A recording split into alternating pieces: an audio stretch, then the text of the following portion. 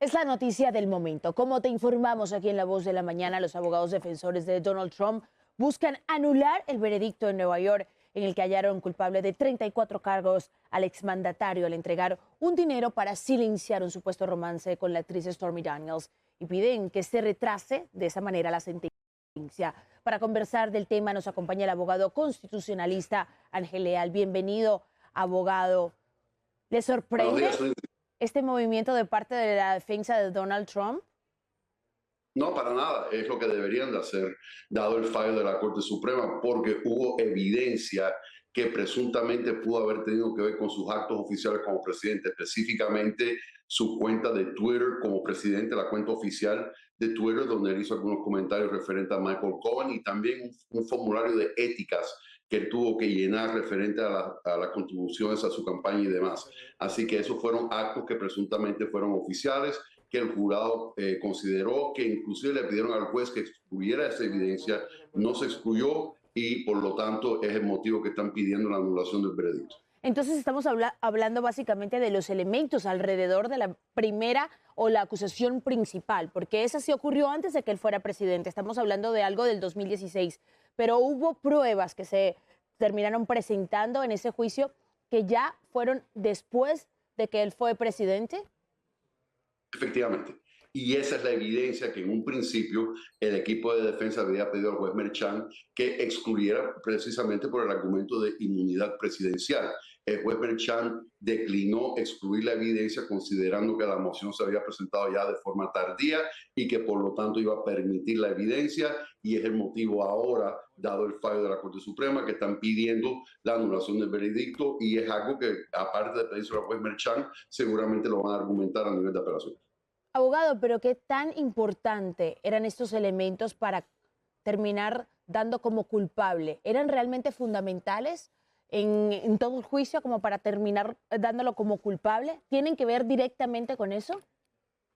En mi opinión, no. Esto era una evidencia circunstancial, no era evidencia directa, no era el meollo del caso, no era la evidencia principal en contra del exmandatario. Por lo tanto, yo dudo mucho de que el juez Merchan vaya a molestar el veredicto del jurado. Es un tema que sí creo que lo van a tomar en serio la Corte de Apelación, pero por el momento no espero que el juez Merchan haga nada referente al veredicto. Entonces entendemos ese caso, pero hay otro, el asalto al Capitolio. Esto anularía gran parte de la evidencia reunida por el Comité Selecto de la Cámara de Representantes que investigó los eventos del 6 de enero. ¿Qué pasaría con ese caso en particular? Bueno, de las acusaciones que se le hacen, son 4 acusaciones, y yo creo que las acusaciones pueden sobrevivir el fallo de la Corte Suprema. Sin embargo, alguna de la evidencia, algunas de las alegaciones teniendo que ver con actos oficiales pueden ser excluidas de la presentación de evidencia durante el juicio cuando tome lugar. Hay elementos del caso, hay acusaciones, hay alegaciones que tienen que ver con conversaciones que él tuvo con miembros del Departamento de Justicia, que claramente queda excluido bajo este fallo de la Corte Suprema. Inclusive sus comunicaciones con el vicepresidente Pence pudieran quedar excluidos bajo la presunción de inmunidad. Así que el caso ahora hay que ver qué alegaciones sobreviven este fallo y si las acusaciones pueden seguir en pie con las alegaciones que tal vez se tengan que remover. Abogado Leal, me causa mucha curiosidad saber qué piensa acerca de lo que dijo la jueza Sotomayor, de que ahora el presidente está por encima de la ley con este tipo de fallo.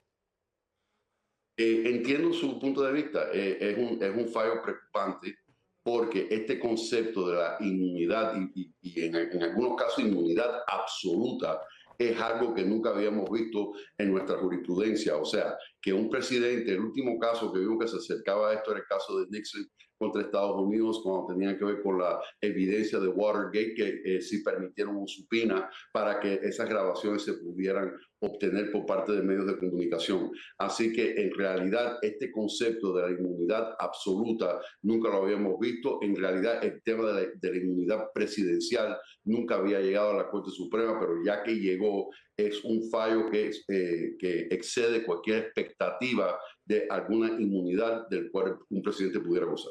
Muchísimas gracias. Es un tema que da para mucha plática, pero se nos acaba el tiempo aquí en La Voz de la Mañana. Muy interesante todo su aporte. Buen día. Igualmente, muchas gracias, Lindsay.